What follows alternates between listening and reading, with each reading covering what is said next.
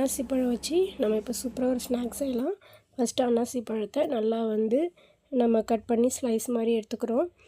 இது அன்னாசி பழம் பிடிக்காத குழந்தைங்க கூட இதை நல்லா சாப்பிடுங்க. இந்த மாதிரி செஞ்சால் ஸ்லைஸ் பண்ணிவிட்டு ஒரு பவுல் எடுத்துக்கிறோம். அதில் ஒரு ஸ்பூன் சுகர் ஆட் பண்ணிக்கிறோம். அதுக்கப்புறம் லைட்டாக 1/4 ஸ்பூன் உப்பு எடுத்துக்கிறோம். பெப்பர் ஒரு 1/4 ஸ்பூன் எடுத்துக்கிறோம். பெப்பர் போட்டுட்டு அப்புறம் மிளகாய்த்தூள் 1 ஸ்பூன் எடுத்துக்கிறோம். இதை நல்லா மிக்ஸ் பண்ணணும். நம்ம இது எல்லா மசாலா ரெடி பண்ணணும்.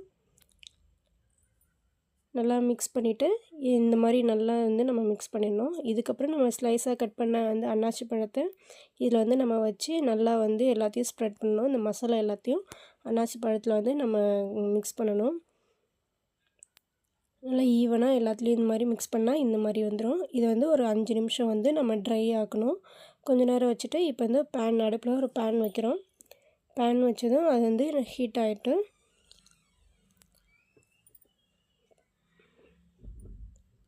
இதில் நம்ம 3 ஸ்பூன் எண்ணெய் ஊற்றுறோம்.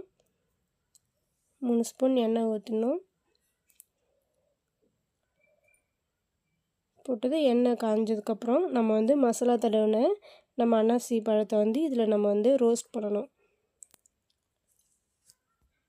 இது ஒன்றா நம்ம போட்டு இது நல்லா ரோஸ்ட் ஆகணும். இது நம்ம லோ ஃப்ளேமில் தான் வச்சு பண்ணணும். நம்ம ஃபுல்லாக வச்சோம் அப்படின்னா சீக்கிரம் கலர் சேஞ்ச் ஆகிடும், வேகாது. அதனால் நல்லா ரோஸ்ட் பண்ணணும். லோ ஃப்ளேம்லேயே வச்சுட்டு நம்ம பண்ணணும். இதுக்கப்புறம் இங்கே பாருங்கள், கொஞ்சம் கலர் மாறிடுச்சு. இதுக்கப்புறம் இதை என்ன பண்ணால் திருப்பி போடணும்.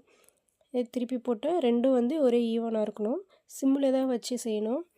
இந்த ஸ்நாக் அன்னாசி பழம் பிடிக்காத குழந்தைங்க கூட நல்லா விரும்பி சாப்பிடுவாங்க, இன்னும் கேட்டு சாப்பிடுவாங்க.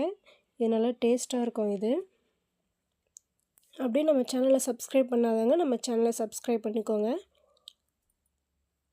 பாருங்கள், இது எப்படி நல்லா ரோஸ்ட் ஆகுதுன்னு. இப்போ நல்லா ரோஸ்ட் ஆகிடுச்சு. இப்போ திருப்பி போடுறோம். கலர் எந்தளவுக்கு சேஞ்ச் ஆகிருக்கு பாருங்கள்.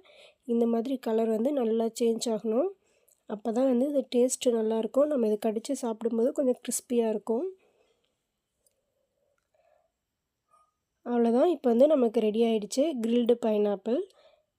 அவ்வளோதான், இது நம்ம நல்லா எடுத்துகிட்டு சர்வ் பண்ண போகிறோம். அவ்வளோதான், ஃபினிஷ் ஆகிடுச்சு. பாருங்கள் எவ்வளோ சூப்பராக இருக்குன்னு. சூப்பரான கிரில்டு பைனாப்பிள் ரெடி ஆகிடுச்சு. அவ்வளோதான்.